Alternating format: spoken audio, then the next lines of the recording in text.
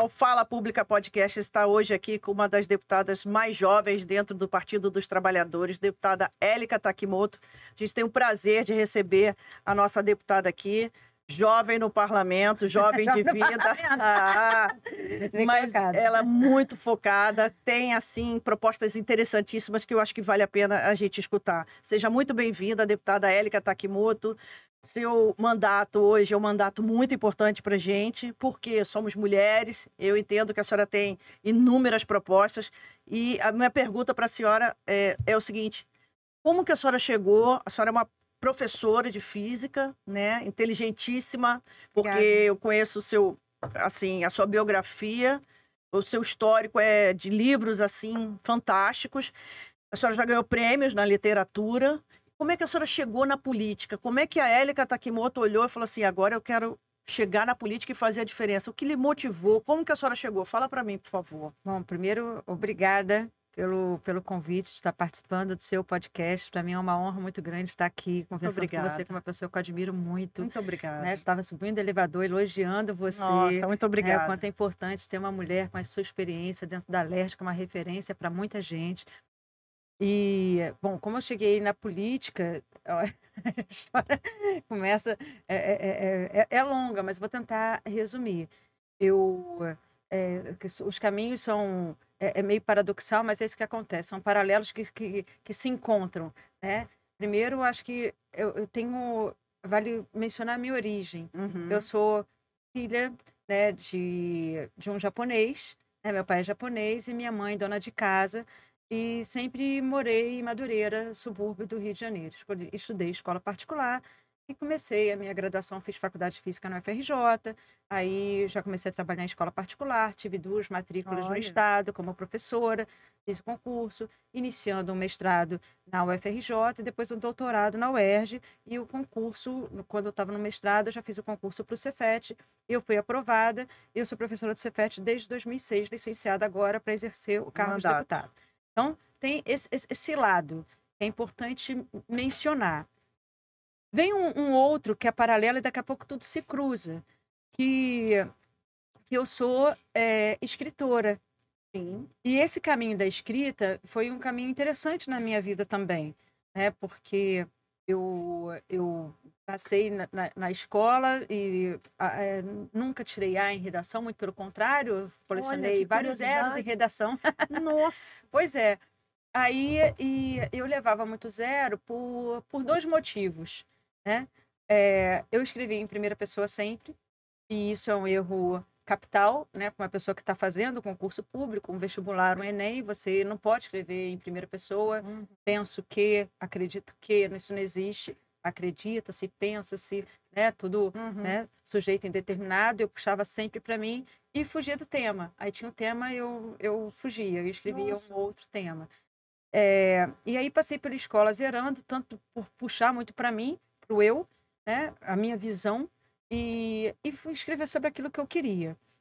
E aí eu passei, quando eu saí da escola, eu jurava que eu não sabia escrever nada, embora fosse uma amante de literatura.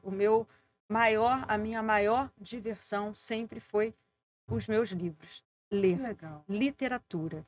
É claro que eu gosto muito de livro de divulgação científica e tudo mais, mas um livro de uma boa história. Aí posso citar vários, né? Nossos, eu acho que o que mais vem na cabeça agora, quando eu estou falando de coisas, é o Jorge Amado. Que eu li os livros dele, todos os livros dele. Então, eu gostava de fazer esse mergulho no autor. Quando eu pegava, eu ia. E isso desde que aprendi a ler. Quando eu comecei a pegar mesmo amor ao livro, foi 12, 13 anos. Aí e era assim, uma leitura, um livro por semana, às vezes, acontecia livro, uma média de leitura, é uma média de leitura de uns 20 livros, ou até um pouco mais, 20 a 30 por ano, e isso é muita coisa. Eu vivia com o livro na mão. Muita gente me conectava, quando falava em Élica, se conectava com o livro na mão, de caricatura, de uma série de coisas, né?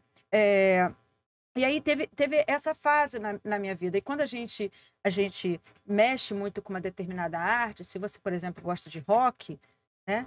Você gosta de ouvir rock, certamente você vai querer aprender a tocar guitarra, bateria, você quer se participar daquela arte. Sim. Eu queria participar, mas achava que eu não sabia escrever. Aí, pelo fato, por isso as paralelas se encontrando, né? Pelo fato de morar em Madureira, eu acabei escrevendo a minha primeira crônica sobre algo que aconteceu na vila em que eu morei durante muito tempo. Foi algo muito típico do subúrbio carioca que me emocionou muito e foi a minha primeira crônica, Olha que legal. beleza Com quantos suburbana. anos?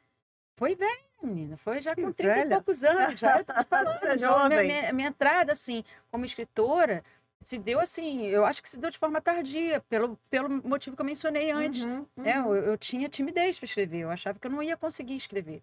Então, quando eu pari o primeiro texto, e eu considerei um parto, porque eu fiquei muito tempo com dores mesmo, sabe? Na hora que eu estava escrevendo e me emocionando e tudo mais, quando nasceu, eu senti mas uma alegria assim, muito grande. Falei assim, caraca, eu fiz algo. Eu sabia que eu tinha escrito a minha primeira crônica ali, né? Mandei timidamente para alguns amigos, já escritores, que elogiaram muito. Falei assim, cara, você não pode parar, de jeito Nossa, nenhum. olha que E aí legal. começou a minha vida como escritora. Criei o blog Minha Vida é um Blog Aberto. Na Eu época vi. era do blog, a É, época do blog. Hoje não é. se tem mais isso. Aham. Aí eu criei Minha Vida é um Blog Aberto e comecei a falar no eu sempre, E né? aí voltou Aí àquela eu vim, origem. né? Tudo aquilo que me foi tolhido, vamos colocar assim, ou censurado, ou prejudicado pelas notas que eu recebi, eu comecei a escrever o blog e não divulgava para ninguém por timidez, mas comecei a escrever ali. E o blog foi ganhando seguidor de forma Olha que orgânica, que um legal. lê, aí daqui a pouco começa a seguir, aquela coisa toda, a coisa foi crescendo muito. Quando chega no Facebook, que na época também, muito tempo atrás, né? Aquela época dos mais, tudo mais, 2013, eu comecei a colocar os textos que eu escrevia, No de forma Facebook. muito tímida, sem pedir para curtir, sem pedir para compartilhar Uhum, nada. Eu uhum. colocava. E os textos começaram a viralizar já naquela época. Olha que legal, deputado. Textos, assim, muito crônicas, né? E quando crônica, você Uhum. escreve sobre qualquer coisa. Um Sim. cronista pode ver uma folha caindo, Tá atravessando a leve. rua e dali faz Uhum. uma crônica. E aí eu escrevi sobre qualquer coisa, sabe? Qualquer coisa, né? Aí não falta assunto pra gente, Claro. né? Ainda mais mãe, suburbana, professora, né? E Experiência tudo de mais, vida. não é? Então tem muita coisa para falar e Uhum. eu pegava e escrevia quase que diariamente. Era o fato de escrever diariamente foi um exercício também muito bom para mim. Então foi isso. Aí, por conta da escrita, foi até uma seguidora no Facebook. Falou assim, Élica, tem um concurso aberto, o concurso Saraiva Literatura. Participa, você tem jeito para isso. Eu falei assim, imagina participar de concurso, eu, hein, que não sei o quê. Aí no último dia eu tomei coragem e me inscrevi. Então eu ganhei um prêmio, fui vencedora de um prêmio nacional de literatura. Saraiva. Prêmio Saraiva Literatura. Saraiva está Literatura. completando 100 anos. Isso. E foi um evento assim grande, imenso, em São Paulo, com presença de artistas e tudo mais. E eu fui uma das finalistas e vencedoras do Prêmio Saraiva Literatura. Isso me projetou para o campo da literatura. Então, paralelamente ao fato de estar lá no meu subúrbio, constituindo minha família, sendo professora, né, e começando a ser pesquisadora também, eu me Lançou-se. projeto também no campo da literatura. Olha E uma que coisa legal. não atrapalha a outra, muito pelo Não. contrário. Uhum. Né? Essa vida tumultuada de mestrado, doutorado, ser suburbana, filhos, alimentava muito a minha vida como literária. Uhum. Né? Bom, isso foi uma coisa. Paralelamente, é o mundo acontecendo, o Brasil acontecendo. Eu, pelo conta de eu fazer o meu mestrado, eu sou formada em Física pela UFRJ, o meu mestrado é em História da Ciência e Epistemologia pela UFRJ, o doutorado é em Filosofia da Ciência pelo Olha. ERJ. Pelo fato de ter me especializado em História e Filosofia da Ciência, isso impactou a minha forma de ver ciência como um todo. Enxergar o mundo diferente. Completamente diferente. Então, eu fui uma professora antes da minha pós-graduação e Outra outra depois. completamente diferente depois e durante também, porque durante as coisas estavam Uhum. acontecendo na minha cabeça. Isso também eu já gostava de escrever, já escrevi, eu tinha escrito meu primeiro livro, História da Física na Sala de Aula, e escrevi outros livros também, e Uhum. textos também. Isso foi projetando o nome no campo de pesquisa. E eu fui começada a ser chamada para várias universidades, institutos federais, para dar palestras sobre o tema, que era Olha. o enfoque da história e da filosofia no ensino de ciências. Então, uma palestra que eu tenho montada, todas as ciências são humanas, inclusive as exatas, mostrando Olha. que não se faz física, matemática, química sem filosofia. Né?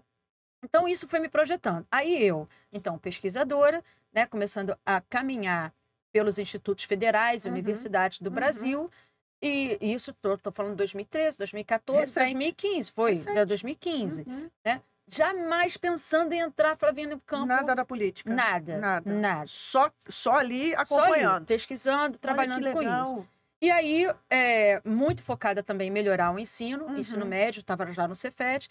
E aí, eu acabei me candidatando para ser coordenadora de física e tive 2 mandatos como primeira mulher coordenadora de física da história do Cefet. Fiquei lá. Então, quando entrou no 2016, esse ano foi muito importante na minha vida, porque foi um ano que a Dilma saiu da presidência, numa coisa que eu considero que foi um golpe. Quando a Dilma saiu, eu estava na coordenação de física e já acompanhando, olha, eu já tinha, então, dado palestras em vários institutos federais pelo Brasil, universidades pelo Brasil. Quando a Dilma saiu, eu comecei a ser chamada para reuniões extraordinárias para falar sobre orçamento no Cefet, coisa que não acontecia antes. Nossa, e aí, eu que diferença, né? Foi...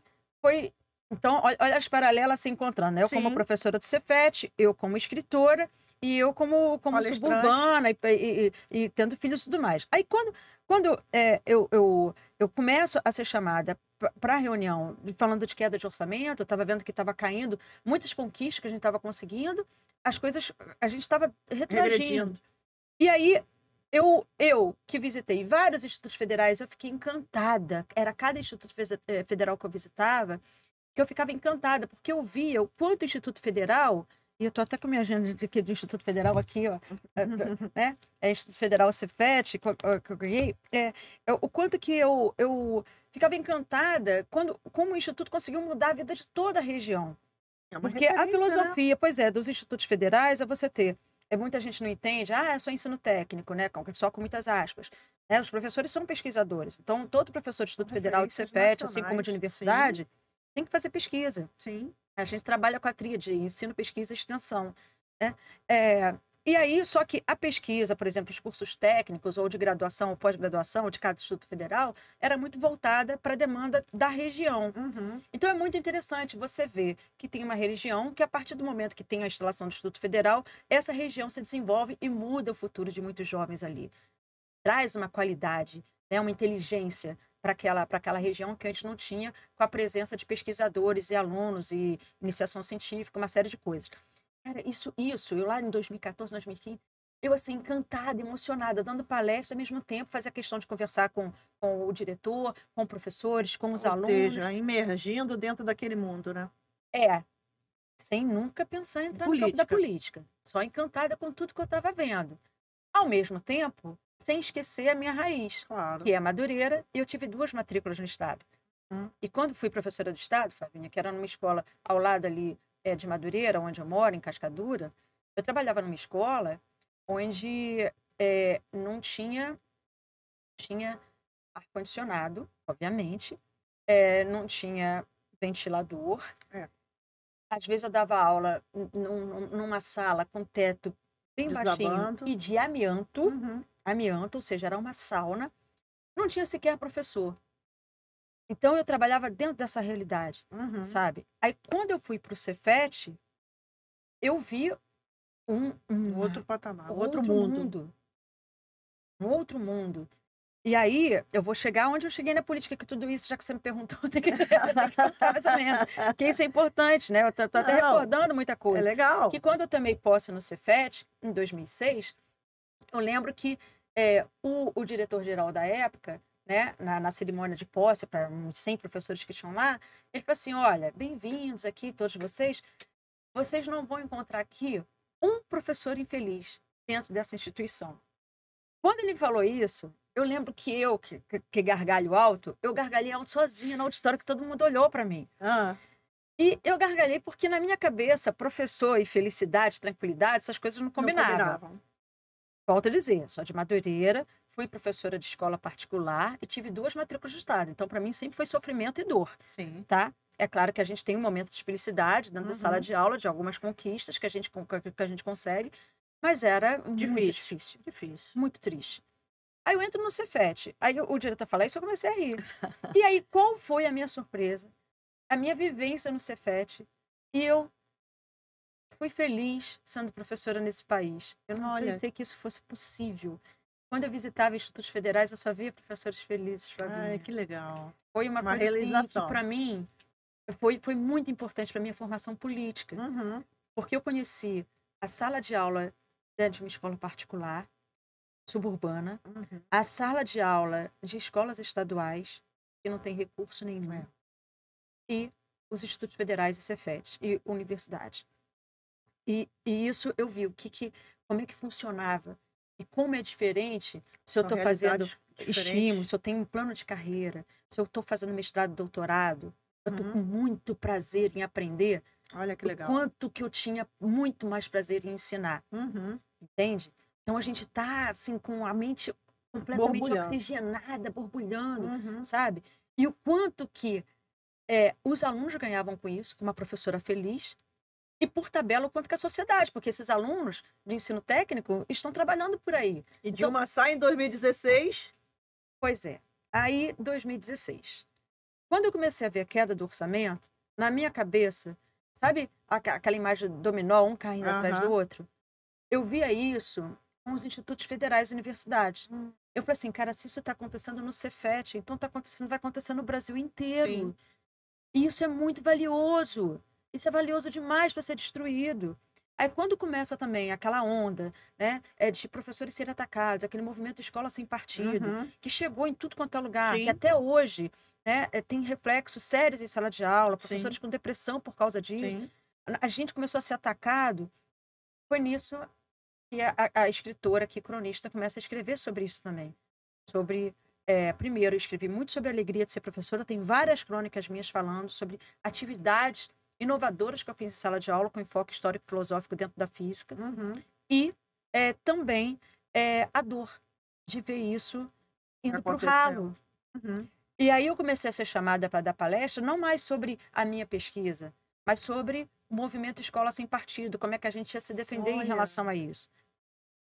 Isso foi me entristecendo, porque duas mãos que estão se defendendo são duas mãos que não estão Trabalhando. escrevendo, trabalhando, É. sabe? Aí a minha energia foi toda na defesa das universidades, dos federais Cefet, de uma educação pública de qualidade, que eu sei que é possível. Sim. Eu sei que estava sendo atacada, eu sei que estava sendo destruída E naquele a senhora momento. já era afiliada a algum partido naquela época? Nada, então tem nada. Então nada. Nós estamos falando no universo de 8 anos para trás, né? Exatamente. Estamos em 2016 Olha. exatamente agora. Já dei Uhum. um salto.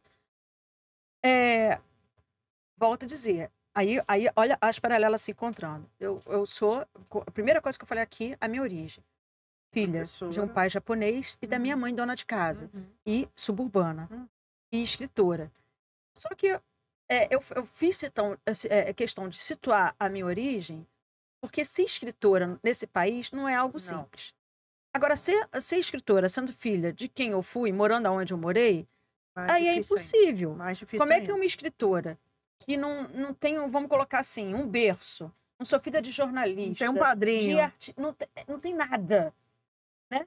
Como é que eu vou me projetar, Como é que vai chegar até o ainda universo? que o meu prêmio Saraiva tenha me ajudado em alguma coisa, daí para projetar o nome, para conseguir vender, não é nem vender, não fazia nem questão de vender e ficar rica com isso, que eu não tenho pretensão de ficar rica, mas de ser lida Sim. por mais gente, ser os livros conhecida. chegarem, O acesso. acesso. Acesso, exatamente A palavra isso. é isso. Como é que eu faço para que meus livros sejam distribuídos, né? Que mais pessoas me leiam, né? Então não foi algo... Aí, olha as paralelas. Aí, em 2016 também, entrou em contato, o nome que se dá é agente literário. Uhum. Inclusive foi agente literário de outros escritores famosos. E por conta dos textos estarem viralizando na rede social, eles entraram em contato comigo querendo me agenciar. Eu falei assim, olha, a gente quer trabalhar os seus textos aqui, te vender para livraria grande. E aí eu saio de Madureira, vou até uma livraria no Leblon, onde foi feito o primeiro encontro, para eles falarem para mim que queriam os meus textos. E aí eu tinha uns 4 livros escritos. Né? Hoje são 16 escritos, 10 publicados. Eu já tinha uns 5 que estavam na gaveta. Eu ficava mandando para várias editoras, mas colecionando nãos. Uhum. Né? Uhum. E aí, quando eu cheguei para me encontrar com eles, eu levei com ele. Eu levei 5 livros, né, 5 envelopes de livros já escritos. Aí ele falou assim, tá, a gente vai avaliar o teu material e depois a gente conversa com você. Aí ficaram com os livros uns 4 meses, aí depois me chamaram. Aí me chamaram e eu lembro, saí eu de Madureira, aí passo pelo Rebouças, para ir até Ipanema, né, no escritório lá dos caras lá. Aí eles me chamaram, eu sozinha, que até então só caminhava sozinha. Aí eles falaram o seguinte para mim: Élica, você é muito boa. O teu material é muito bom. Porém, para que a gente consiga te vender para... aí fala, né? Grandes, né, distribuidoras de livros e tudo mais, editoras, a gente precisa que você tenha um perfil definido. E quando a gente entra, por exemplo, nas suas redes sociais, você fala sobre tudo, Élica, e aí fica difícil. Você, inclusive, fica falando alguma coisa sobre política. Isso não é bom. Olha só. Aí não é bom. Aí eu falei assim, não é bom. Aí eu imagino, eu sozinha lá, eu falei assim, não é bom. Ele falou assim, não é bom. Aí eu assim, se eu não falar sobre política, Vou falar sobre o quê? Sobre o quê? Aí o agente literário, que estava acompanhado de mais pessoas ali. Élica, olha só, você não é professora? Então, você pode falar sobre educação, porque se você entrar no perfil de fulano de tal, você vai ver que o cara é um educador. Então, você pode falar sobre isso. Aí eu olhando. Você não é mãe? Então, tem perfil de fulano de tal, dá uma olhada aqui. Aqui. Aí você olha, ela vê que ela está trabalhando essa pauta, maternidade. Você pode falar sobre isso. Você não é dona de casa também? Você pode falar também desse universo. E sua cabeça borbulhando. Aí sua ele cabeça falando, borbulhando. eu olhando. Aí eu assim, Você não é suburbana? Então, você pode falar sobre esse universo também. Agora, o que não pode é a gente entrar e aí ter, né, um punhado de coisa, ao mesmo tempo ter Bolsa Família, sabe? Ter Minha Casa Minha Vida. E o agente literário querendo te posicionar. Então é isso. Aí eu olhei, Flavinha, Contou até 10. Assim, ok. E esse dia, para mim, foi um dia que eu jamais vou me esquecer. Foi o divisor de águas. Foi. Porque eu desci dali, olha, falei para você que eu coloquei 4 ou 5 livros na mão dessa galera. E assim, escrever não é um fácil. ato de muita solidão. Sim, sim. É um ato, eu não sei quantas horas eu fiquei em cada livro, sozinha, lá no meu Cafofo em Madureira, e pesquisa, lê, e escreve. Só que a magia da literatura não acontece com um ponto final. Quando dá o ponto final no livro... de novo. Não é isso. A magia só vai acontecer da literatura quando eu for lida por alguém. Não importa a quantidade. Se você lê, né, um texto, um livro, e chega até o meu ponto final, aí a magia da literatura aconteceu. E eu estava falando sozinha horas e horas no meu cafofo. Quando eu escrevo, e isso fica na minha gaveta, sou eu falando sozinho o tempo todo. E o sonho de qualquer escritor é ser lido, é ser publicado. É ser conhecido, né? Eu acho que conhecido, a fama nem me chamava atenção, mas era essa interação. Eu dividi com alguém aquilo que eu escrevi. Num momento, né, de muita introspecção, né? E aí, quando ele fala isso, quando eu estava descendo o elevador,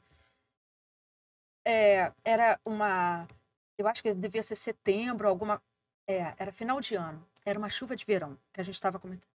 Eu lembro que eu parei o meu carrinho, aí estava parada na calçada. Eu lembro que eu não entrei no carro, estava chovendo pra cacete. Eu sentei no meu fio e chorei na chuva. Olha. Eu não tinha força de entrar no meu carro. Por quê? Porque eu sabia que eu não seria publicada. Eu sabia aqueles 5 livros que eu ia ficar gaveta. Falando sozinha o resto da minha vida. Era essa a sensação que eu tinha. Aí eu cheguei em casa. Eu lembro que eu vim chorando. Ipanema até Madureira, passei o Rebouças chorando. E a cabeça sabe? Eu falei assim, caraca, girando. como é difícil, como é difícil, como é difícil.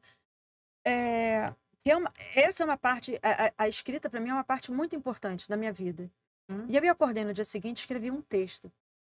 E o texto eu conto essa história, que tudo isso da minha luta como escritora, da felicidade que eu tava de ser Uhum. agenciada, né, por uma equipe, por uma Uhum. pessoa que trabalhava já com escritores renomados, conhecidos. Mas ele pediu para eu não falar sobre política. Aí eu comecei, tu falei assim, então, gente, então eu estou comunicando aqui que eu não vou falar mais sobre política na rede. Ele falou para eu falar sobre educação. Então eu vou falar sobre educação um pouquinho aqui. Aí eu falei assim, foi no governo PT que os institutos federais, Cefet, Parará, universidade, Isso crescimento, a senhora pesquisa, escreveu no Facebook? no texto do Facebook. Na rede Ele de falou para eu computador? falar sobre filhos, então eu vou falar sobre filhos também. Aí eu falei assim, então, foi graças ao golpe, que não sei o quê, reforma, aí eu E coloquei tudo isso falando de no política? texto.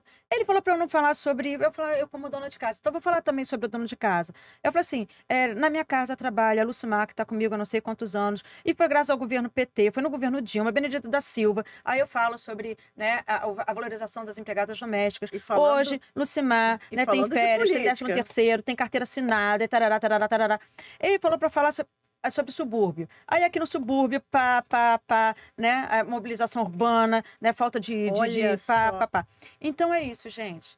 A partir de agora, eu não vou mais falar sobre política, eu vou falar sobre esse tema com vocês. Que legal. Aí eu escrevi esse texto todo chorando, do início ao fim. Nossa. E eu sabia, Flavinha, que esse texto era eu rasgar o contrato que eu tinha feito com eles. Que eu tinha, assim que eu escrevi o texto, eu falei para ele, assim, encerra, se não tem mais nada aqui entre nós. Eu escrevi texto chorando, postei. Esse texto viralizou, mas viralizou foi muito, Olha não foi só. pouco.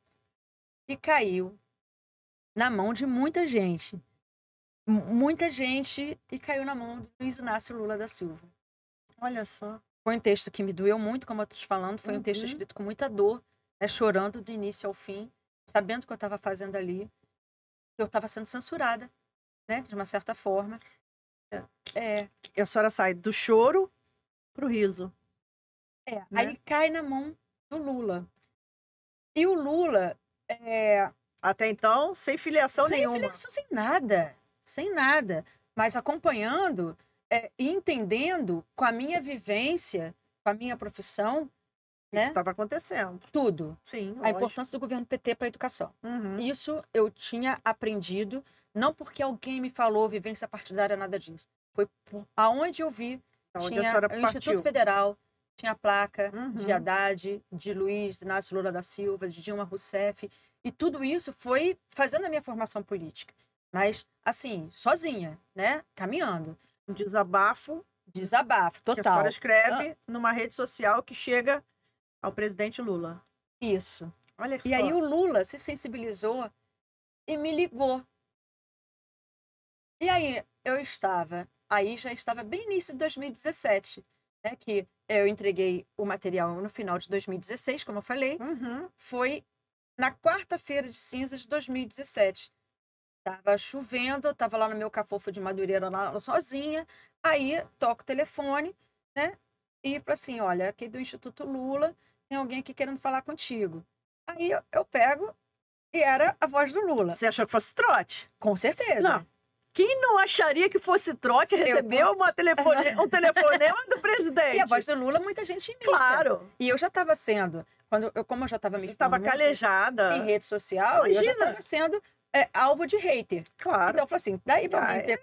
Estão a fim de me sacanear aqui numa quarta-feira de cinzas. Como é que o Instituto Lula vai funcionar numa quarta-feira de cinzas? A minha recepção pro Lula foi cheia de palavrão. Eu falei assim, não, porra, vai me ligar, tá tomando aquele lugar. Ai, porra, mentira. Aí ele falou assim, companheira, deixa de bobeira, sou eu.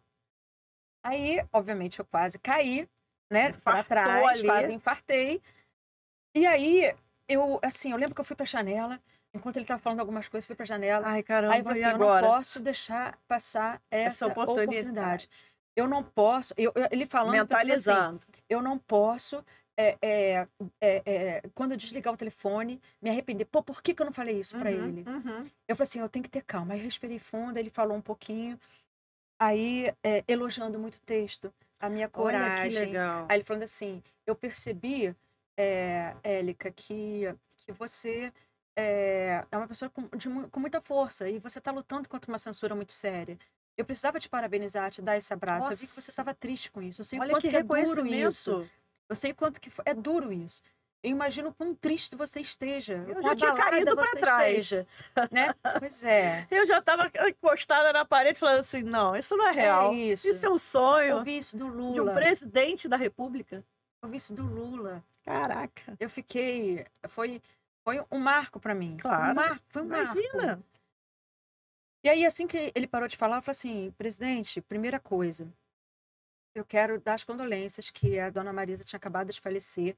Eu falei assim: pela morte da sua esposa, mas dizer que sinto muito. É que ela tinha falecido em fevereiro, ele Há estava me pouco ligando em tempo. março, Recente. né? Eu falei assim: primeira coisa é isso. Segunda coisa, eu não posso deixar de passar a oportunidade, né, de agradecer em nome de todos os professores, alunos e alunas que eu vi felizes com o que o PT fez pela educação, com os institutos federais, universidades federais, com a pesquisa, ciência nesse país. Nossa. Eu caminhei muito e, eu falei assim, eu testemunhei isso, né? Devido à pesquisa que eu faço e tudo mais, como palestrante, eu tive vários institutos. E eu vi que transformação foi essa, foi algo muito poderoso. Aí, terceiro, aí a gente falou sobre a conjuntura, sobre o que foi, agradeci e tudo mais. Eu falei, né? Ele perguntou onde eu moro e tudo mais. Aí, depois, né? Algo acontece, aí eu escrevi de novo sobre isso. E o título do texto é Deixa de bobeira, companheira, sou eu, né? E ele te convida para ser não me convidou para nada. nada. Olha isso. Aí ele falou, a gente conversou, e parou. Aí eu escrevi um outro texto. Uhum. Deixa de bobeira, companheira sou eu. Contando que o Lula me ligou, que viralizou mais do que o outro, né? Nisso, algumas pessoas do campo da política já estavam me procurando. Já estavam com a E anteninha ligada. Opa, antes mesmo do Lula ter me ligado, já estavam com o faro político em o alerta. atual chefe de gabinete meu, né, o Rafael Amorim, o Rosinha, já tinha me procurado junto com a equipe, né, um grupo que compunha, né, a formação dele, já tinha me procurado no Cefet para conversar, para se apresentar. Olha. E se colocar à disposição para a gente continuar a nossa conversa. Antes do Lula me ligar. Olha. Porque eu já estava projetando, falando muito sobre política, então as pessoas já estavam olhando para o nome, ganhando essa projeção. Né? Então ele falou assim, olha, a gente está aqui, nós somos do PT, um grupo do PT, que não sei o quê, mas, assim, nada demais. Depois que o Lula me ligou, aí foram vários deputados que começaram a me ligar, me chamando para tomar um café, e pessoas do partido. E quando que você se decide a ser do PT? Porque aí eu tive muita gente grande me procurando. E eu falei assim, cara, eu não sei o que eu faço com isso. Porque foi uma coisa acontecendo na minha vida em 2017. Eu falei assim, não sei o que eu faço. Aí o que eu fiz? Foi muito cara de pau. Aí peguei o mesmo telefone que tinha me ligado, eu retornei a ligação e falei assim, olha, aqui quem tá falando é Élica Takimoto. O Lula foi fazer o favor de me ligar, mudou a minha vida de cabeça para baixo. E o que eu faço? E eu quero falar com ele agora, pessoalmente. Aí ele aceitou me receber no Instituto Lula. Nossa, mas que ousadia! Você pegar o telefone e ligar e a pessoa ainda dizer assim, vou te receber. Vou te receber. Olha só, venha tal dia, se você não tivesse valor, aí quando eu falei assim, ouvir. caraca, eu vou para São Paulo me encontrar com o Lula, meu Deus. Aí eu falei assim, eu preciso levar meus filhos para conhecer o Lula. Eu tenho que levar a Lucimar, que trabalha na minha casa, que ela precisa conhecer o Lula. Olha isso. Aí botei todo mundo no carro, porque obviamente não tinha dinheiro para avião, né? E fomos na estrada, né? Levei 2 multas indo, mais 2 voltando, né? Na estrada e tudo mais. Aí dormimos na casa de um amigo, né?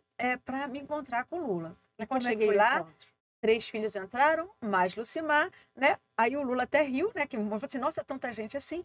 E aí eu comecei a falar para ele, né? A gente conversou, e eu falei assim, olha, eu estou recebendo muitos convites. O que eu faço? E estou inclinada a entrar nessa luta agora de uma forma política partidária, de uma forma institucional. Aí eu tô crente que ele vai falar assim para mim, poxa, Élica, que bom que você vem, que não sei o quê. Aí eu tô crente assim, já esperando, né? Um abraço, sabe? Aí eu falei assim, Élica, não acho que vai ser uma boa. Ai. Que balde de água fria. Não é? Aí ele falou assim, não Nossa. acho que vai ser uma boa. Eu vejo assim você me contou sua história. Ele tinha feito várias perguntas para mim. Ele falou assim, você tem uma carreira acadêmica, você é pesquisadora, você é professora, você é escritora, Nossa. você tem a tua família. Você vai sair dessa paz para entrar pro PT. Aí ele falou assim, Élica, quando eu te liguei, a primeira coisa que você fez foi dar as condolências pela dona Marisa. Marisa morreu de tão pesado que foi tudo. Ela sofreu muito. Nossa. Isso aqui é pedrada em cima de pedrada. Ele tinha acabado de estourar uma bomba, né, no Instituto Lula. Aí ele falou assim, isso aqui não é fácil não. Se você colocar uma foto comigo, a tua paz vai acabar, Élica. E aí? Aí ele falando e eu ouvindo. E aquilo foi esfriando, né? Mais ou menos. Aí ele ouvindo, eu pensando, olhando para ele, pensando. Meu Deus. Aí pensando uma pé de coisa, aí a vida vai passando, a vida vai passando. É. Aí quando ele acabou de falar, eu falei assim, presidente, eu falei assim, você falou em que eu tô numa vida assim, em paz, pacífica. Eu falei assim, eu tive paz, Agora eu mas quero foi guerra. datado. Não, eu falei assim, foi datado. Aí eu falei, quando entrei no Cefet, 2006, mas a minha paz acabou em 2016. Porque a partir daqui, a partir de 2016, eu só vejo regresso. Eu só vejo perda do campo da ciência e da educação. E eu estou no Cefet. Eu hoje sei o que é uma instituição pública de qualidade. Eu sei o que um professor precisa para trabalhar e ser feliz e conseguir devolver isso para a sociedade. Eu sei disso. E eu sei que as escolas estaduais e municipais não têm o que eu tenho no Cefet. Essa paz que você está falando que eu tenho, eu não sei de onde você está tirando. Eu não tenho paz. Eu não vivo em paz há muito tempo.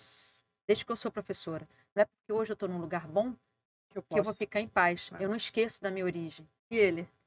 Aí ele começou a olhar. Aí ele olhou. Aí ele ainda perguntou para as crianças lá, né, para meus filhos. Falei assim, vem cá, ela é teimosa desse jeito? Eu tô avisando, ela é teimosa. Ele falou assim, Élica, então se você for entrar, se essa é a tua decisão, então a gente vai fazer. Eu posso assinar tua ficha de filiação agora, mas eu não quero fazer isso. Então a gente vai fazer um evento. Faço entrada no PT, porque é uma professora, uma escritora, com uma luta reconhecida. Legal. Então vai ser um evento. Eu quero todo mundo do Rio nesse evento. E assim foi feito. Foi na quadra do Império Serrano, em agosto de 2017, né? Em agosto de 2017. Aí foi com a presença de todo mundo do PT. Aí todo mundo. A Nata veio. Veio, todo mundo. E aí Era um você se evento da lança CUT. dentro do partido. Assim eu entrei. Se não for para entrar assim, eu nem entro. Se não for com pompa, nem sai de casa. Nem sai de casa. Na quadra da Império Serrano. Do lado de casa, do lado de casa. com Gleice, com Lidberto, com Coca-Cola, todo mundo. E no meio do olho do furacão. Assim. Nossa, assim entrei. deputada. Então, eu não sei quanto tempo eu demorei para responder. Já passou a hora. Não pode. Assim, eu entrei para política, para vir. Desculpa ter Não, imagina. Eu fico aqui agora falando assim, a senhora entra para a política com uma pauta. E hoje a senhora, para quem não sabe, para quem não conhece, a deputada Élica, não é Érica, é Élica Takimoto. Para quem não sabe, a deputada, ela tem uma deficiência auditiva. E essa pauta muito me interessa, porque eu já conversei com a deputada. Para quem não sabe, eu tenho irmã surda, cunhado surdo, sobrinho com deficiência. E eu já tive a oportunidade de trocar uma experiência com a deputada, né? E assim, deputada, hoje o seu universo da pessoa com deficiência, ele chega na política. Como é que você enxerga as suas pautas agora? Eu vi que a senhora deu entrada num grande projeto, que eu queria que a senhora pudesse falar sobre ele. Mas como é que a senhora enxerga a pauta da pessoa com deficiência hoje, dentro da política? Como é que a senhora trabalha isso? Essa pauta é prioridade. É minha prioridade. E Pessoas com deficiência. É. Essa pauta aqui, assim, me sensibiliza porque a gente fala em mundo melhor. Aí não importa. Não importa qual a pauta, o que está sendo votado no plenário, sabe? Eu fico pensando, sempre quando você acha que tá alguma coisa, eu fico pensando, né? E as pessoas com deficiência? Porque elas existem, elas estão aí. Sim. Né? Elas querem fazer muita coisa, elas querem fazer tudo que a gente quer fazer. Sim. Né? São pessoas com deficiência. Né? Antes de tudo, pessoas com vontade, com necessidade de fazer exercício, votam, de cantar, de fazer arte, de estudar, de viajar, sabe? Com uma série de coisas. Então, e essas pessoas às vezes não conseguem fazer nada disso, né? Por falta de acessibilidade. Então, se a gente está lutando por um mundo melhor, cara, não se faz um mundo melhor, não importa qual seja a pauta. Educação, saúde, esporte, não importa. Né? Um mundo melhor é um mundo mais acessível. E o mundo mais acessível não é melhor só para as pessoas com deficiência, é melhor para todo mundo. Sim. que quando você entra num lugar que é acessível, um lugar... A própria Alerj, quando a gente entra lá, é piso tátil, sabe? Pessoas com deficiência trabalhando ali, Sim, é um né? DEF, a gente tem um contrato com a Acessibilidade, DEF. muita acessibilidade. Tá Sim, faltando mais banheiros. intérprete ali, que a gente está É. até brigando por isso, né? O meu gabinete, inclusive, eu acho que é o único que tem um intérprete de Sim. Libras, né? O Full tempo todo, time. full time ali. Sim. É, Aliás, pessoal, deixa eu fazer um parênteses aqui. Deputada Élika Takimoto, o seu gabinete fica no 11º primeiro andar, 1103. 1103. A deputada dispõe de pessoas que falam em Libras. É importante que os surdos... Isso. Nosso podcast ele tem legenda, mas a deputada, todos os programas que ela grava, todas as inserções dela, ela tem uma pessoa que fala em Libras. Isso é muito importante. E a gente deixa o gabinete também da deputada à disposição para quem tiver oportunidade de conhecer, levar suas demandas.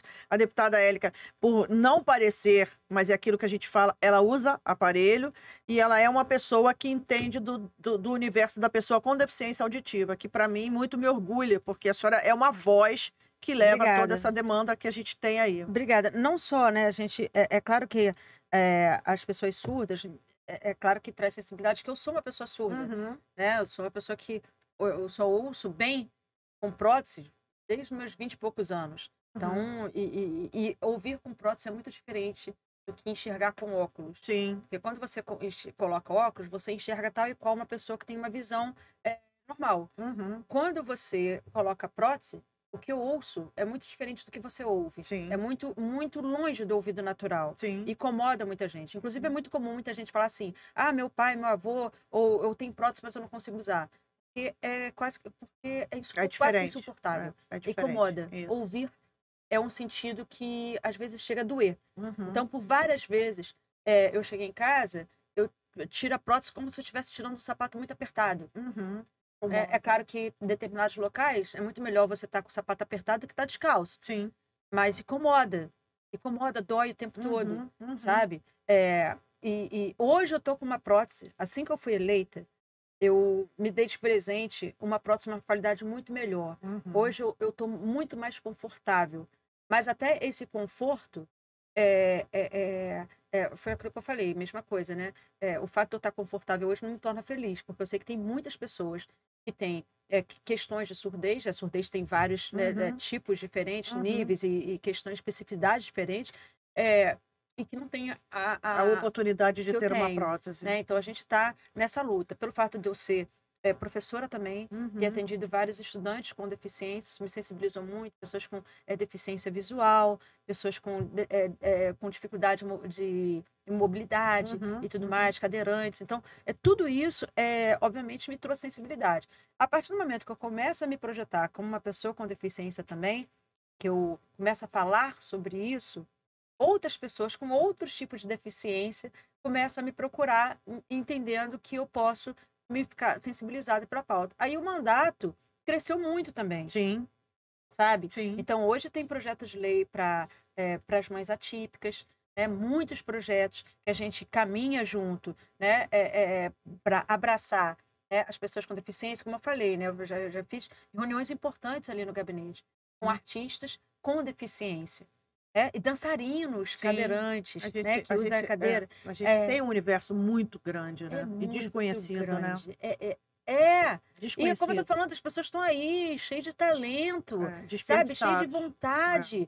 E às vezes não conseguem aprender. Então, essa pauta acabou caindo para a senhora. E quando eu falo, obviamente, eu narrei a minha história aqui, é claro que a pauta da educação está comigo também. Claro. A pauta da mulher está comigo também. Sim. A pauta de subúrbio, interior do estado, também está comigo. Né? Tem várias pautas. Mas eu não consigo ver um mundo melhor se o mundo não for acessível. E, deputada, hoje, dentro da Alerj, qual é o seu impacto quando a senhora elabora uma lei, um projeto de lei, e fica no aguardo da votação dele? Qual é a sua expectativa ali? A senhora acha que consegue acreditar realmente que aquilo possa ser implementado? Ou a senhora, não, eu vou pegar, vou à luta, porque isso daqui é meu e vai fazer bem para a sociedade? Como é que a senhora encara isso? Quando apresenta... Encara com desespero. É uma expectativa muito... ele se torna uma ansiedade, né? É porque muita a gente coisa. aguarda aquilo ali com tanto... A tua pergunta assim, foi assim, direta aqui na flecha no meu coração, Eu falo sabe? isso porque nós já tivemos aqui no nosso podcast Fala Pública outros parlamentares. E uma parlamentar comentou que ela, quando vê o projeto dela em pauta, o coração dela vai a isso. 1000 por hora e ela É quer, muito presidente, eu importante. quero que isso seja aprovado. E ela corre, ela vai lá e ela pega a assessoria, olha, acompanha, vê se não tem emenda, porque não isso. pode emendar. E quando ele se torna lei, é aquele alívio. Mas e agora? É isso. E a gente tem assim, a gente chegou com muita fome de trabalho. Sim. Né? Como a gente fez, eu entrei ainda quando eu fui candidata 3 vezes, foi na terceira que eu consegui entrar. E com uma votação histórica dentro do Expressiva, a partido, primeira né? mulher com mais de 95 mil votos. Na história do partido, dos trabalhadores. E essa construção se deu ao longo do Estado, conversando com muitas categorias diferentes. Uhum. Então, o mandato, ele é acionado, que a gente também fez um mandato muito acessível, né? A todos os canais de comunicação aberta. Ele é muito acionado. E a gente trabalha uma demanda infinita. Né? Então, você sabe muito bem, né? A gente recebe uma categoria lá. Vamos colocar aqui... Mães acessíveis. Mães Eu, atípicas. eu recebi um grupo de mães que se denominam mães pâncreas.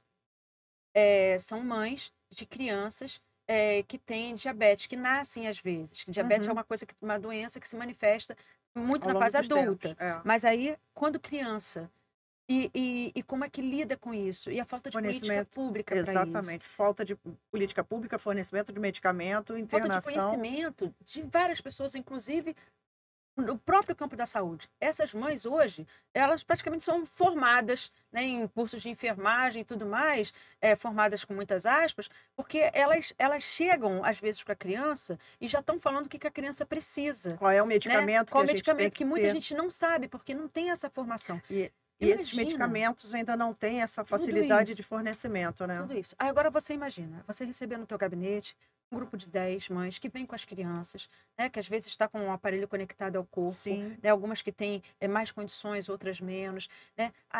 Todo mundo ali. Imagina o quanto que isso te sensibiliza. Só choca, né?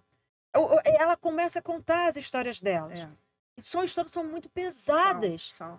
E como é que você consegue chegar em casa e se livrar desse peso? Não consigo me livrar do peso. Eu não consigo.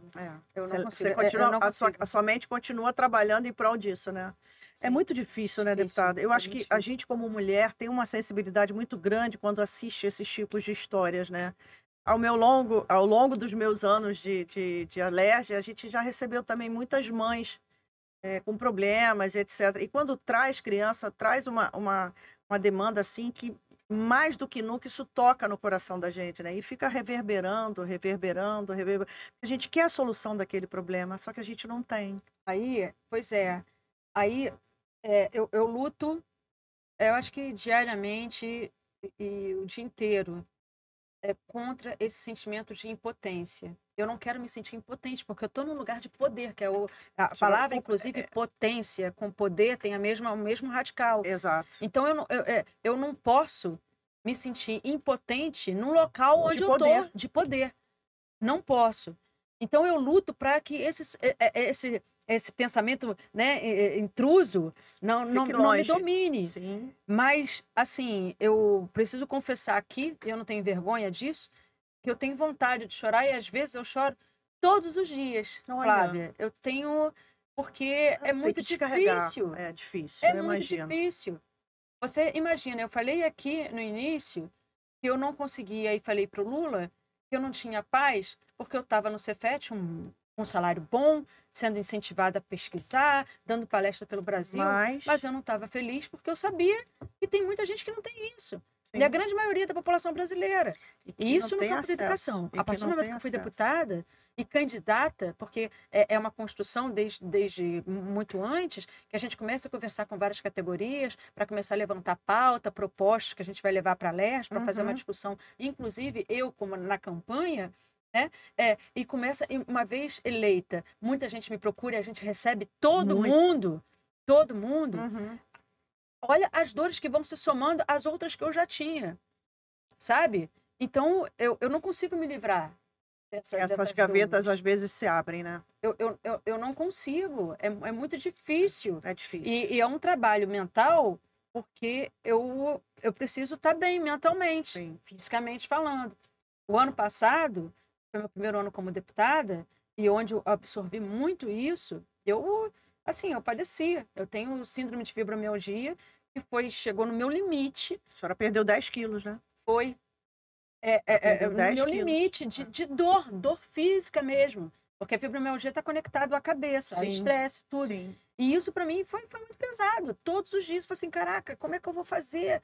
Né? Aí a gente começa a ver a dificuldade de um projeto tramitar, Que a senhora sabe? lá fora, é o que eu digo aqui, né? As pessoas lá fora acham que a gente tem muita. Um debate que a gente fala muito aqui, eu e o Pedro, deputada. Que as pessoas lá fora falam assim, mas você é deputada, você consegue. Você é assessora, você trabalha com um cara, com um chefe, com um homem. Cara, é impossível você não conseguir isso aqui para Não, no mim. meu caso, o pessoal acha que qualquer coisa que eu tenho telefone Tem que do pegar, Lula, que eu vou ligar para o Lula que e a o senhora Lula vai vai me ligar, atender e o que a Lula senhora vai vai resolver. ligar, para Brasília e falar assim, ô presidente, ô companheiro, resolve No isso meu aqui caso, para mim. muita gente fala, Élica, fala com o Lula. Élica, Fala. entrega isso pro Lula. Pois é. Muita gente fala, acha que sabe. Acho que é Como assim.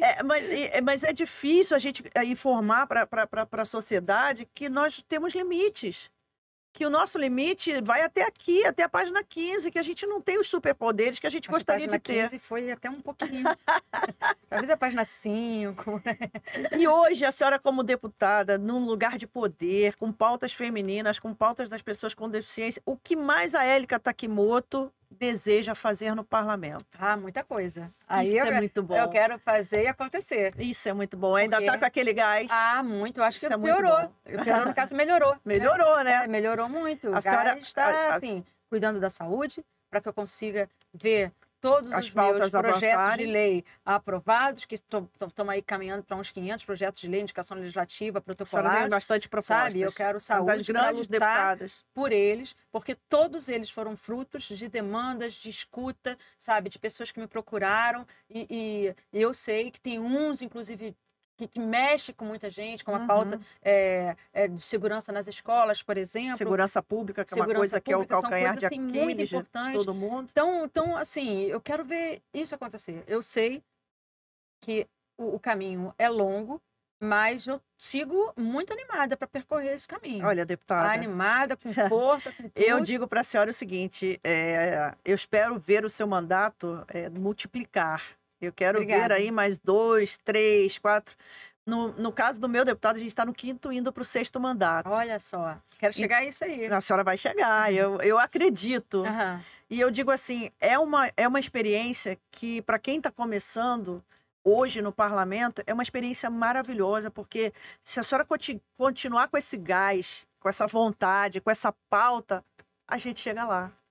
Né? Eu uma acho questão não, de, é uma de questão aprender a caminhar também. mas eu acho que a sua caminhada, ela traz muito o que está dentro de si, que é essa força interior. Eu digo sempre o seguinte, não adianta a gente sozinho tentar fazer alguma coisa, a gente tem uma coletividade conosco.